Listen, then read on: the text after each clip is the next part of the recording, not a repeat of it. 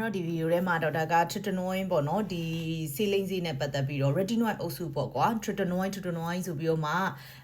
လိမ့်နေကြတယ်ဒီတော်တော်များများလိမ့်တာလဲတော့တွေ့ရတယ်ဈေးကမှလာပြန်လဲဒါလေးလိမ့်ထားတယ်ဆိုတာမျိုးတော့တွေ့ရတယ်ပေါ့နော်အဲ့ဒါနဲ့ပတ်သက်ပြီးတော့မှပြောချင်တာတစ်ခုက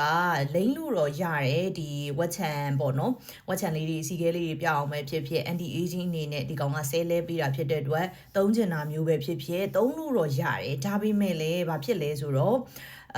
သတိထားရမယ့်ဟာအရေးကြီးတဲ့ဟာတွေရှိတယ်ပေါ့နော်အဲ့တော့ကိုအသားရည်နဲ့ကိုက်ရက်လားဆိုတာအရင်ဆုံးစမ်းစစ်ဖို့လိုတယ်ပေါ့နော်တချို့က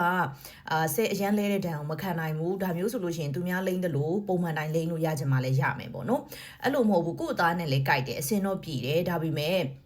ကလိုရာဘာညာပေါ့နော်ဝက်ချန်ဘာညာလဲတက်တာတယ်ဒါပေမဲ့ဘာဖြစ်နိုင်လဲဆိုတော့ဒီ hydrate ပေါ့နော်ဒီရေဓာတ်ကိုကောင်းကောင်းကိုပြန်မပေးနိုင်ဘူး moisturizing ကိုမသွားနိုင်ဘူးဆိုလို့ရှိရင်ဒါအဆင်မပြေနိုင်ပြန်ဘူးအဲ့တော့ကိုက moisturizing တခြားပေးနိုင်ရဲ့လားကိုကတစ်ချိန်လုံးပြင်မှာပဲနေတဲ့သူလားနေအောင်ကြည်တန်းကိုခံနေရတဲ့သူလားဒါမျိုးတွေပုံမှာလဲမူတည်ရပေါ့နော်ကိုကအရန်ကြီးကိုအပြင်မှာနေရတယ်နေပူရဲတွေကိုသွားရတယ် moisturizing နဲ့တခြားမလုံနိုင်ဘူးဒီ sun cover ပေါ့နော်အဲ့ဒါတွေလည်းတခြားမလုံနိုင်ဘူးဆိုရင်တော့ tretinoin ကိုရေရှည်လိမ့်ဖို့ဟာနည်းနည်းလေးစဉ်းစားရလိမ့်မယ်နောက်တစ်ခုကကြတော့သုံးတဲ့အခါမှာသူများလို့လိန်လို့မရနိုင်ဘူးပေါ့နော်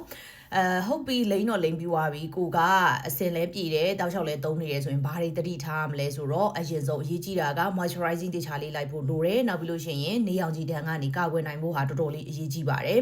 ဒါလေးတွေကပြောရလို့ရှိရင်တော့အမြဲတမ်းပြောနေတဲ့ဟာလေးတွေဆိုပေမဲ့လည်းတကယ်မှာအရန်ကိုအရေးကြီးတယ်ပေါ့နော်အဲ့တော့ moisturizing နဲ့နေလောင်ကာကိုတခြားလိုက်နိုင်နေဆိုရင်ဒီ tretinoin လိုဟာမျိုးကိုလိန်လို့ရတယ်ပေါ့နော်နောက်တစ်ပိုင်းကကြတော့ဒီ tretinoin နဲ့ပတ်သက်လာပြီဆိုလို့ရှိရင်တခြားဟာတွေ active ဖြစ်တဲ့ ingredient အနေနဲ့တွဲပြီးတော့မသုံးမိဖို့ဟာလည်းအရင်ရေးကြည့်ရပေါ့နော်ကိုက active ဖြစ်တဲ့ ingredient တွေပါတခါတည်းတွဲသုံးနေတဲ့ tretinoin တွေလည်းသုံးတယ်ဈေးကမှလည်း treatment တွေလုပ်တယ်ဆိုလို့ရှိရင်တော့ဒါမျက်နှာမခံနိုင်ဘူးပေါ့နော်ဒါမျိုးလေးတွေတော့ရှိတယ်နောက်ပိုင်းလဲတော့ဒါ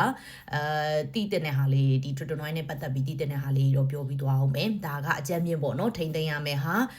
လုံးဝကိုဂယူးဆိုင်တဲ့ဟာမပစ်ပယ်တဲ့ဟာလေးကိုပဲတော့ဒါဒီဗီဒီယိုမှာပြောသွားတာပေါ့နော်